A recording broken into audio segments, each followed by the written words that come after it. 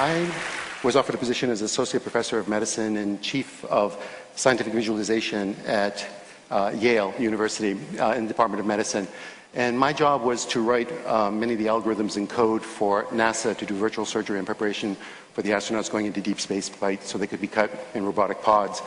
One of the fascinating things about what we were actually working on is that we were seeing, using new kind of scanning technologies, things that had never been seen before. I mean, not only in disease management, but also things that allowed us to see things about the body that just made you marvel. I remember one of the first times we were looking at collagen, and your entire body, everything, your hair, skin, bone, nails, everything is made of collagen. And it's a kind of a rope-like structure that twirls and swirls like this. And the only place that collagen changes its structure is in the corner.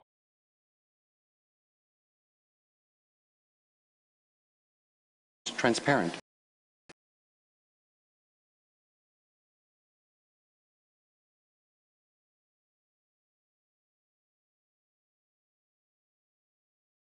One of the opportunities I had was one person was working on a really interesting kind of micromagnetic resonance imaging machine with the NIH, and what we were going to do is scan a new project on the development of the fetus from conception to birth using these kinds of new technologies.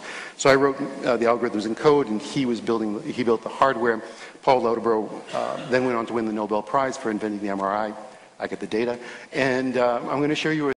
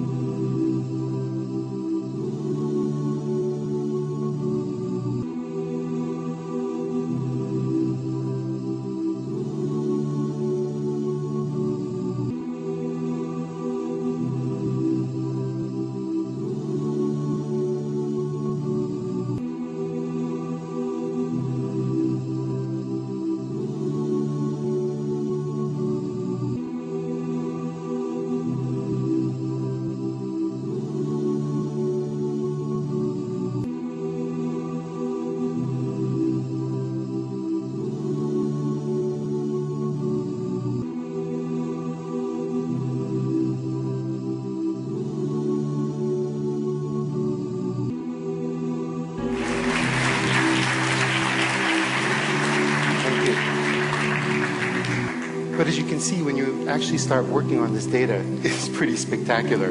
And as we kept on scanning more and more, working on this project, looking at these two simple cells that had this kind of unbelievable machinery that will become the magic of you. And as we kept on working on this data, looking at small clusters of the body, these little, pieces of tissue that were the trophoblast coming off of the blastocyst, all of a sudden burrowing itself into the side of the uterus, saying, I'm here to stay. All of a sudden having a conversation of communications, the estrogens, the progesterones, saying, I'm here to stay.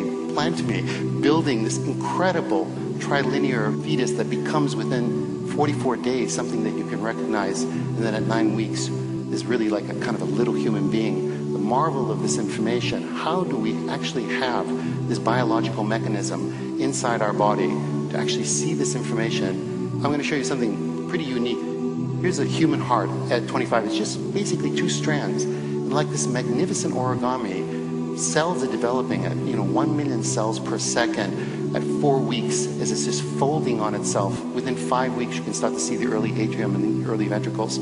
6 weeks, these folds are now beginning with a papilla in the inside of the heart, actually being able to pull down each one of those valves in your heart until you get actually a mature heart, and then basically the development of the entire human body. The magic of the mechanisms inside each genetic structure saying exactly where that nerve cell should go. The complexity of these, the mathematical models on how these things are indeed done, are beyond human comprehension. Even though I am a mathematician, I look at this with the marvel of how do these instruction sets not make these mistakes as they build what is us. It's a mystery, it's magic, it's divinity. Then when you start to take a look at an adult life, take a look at this little tuft of capillaries. It's just a tiny substructure, microscopic, but basically by the time you're at 9 months and you've given birth, you have almost 60,000 miles of vessels inside your body.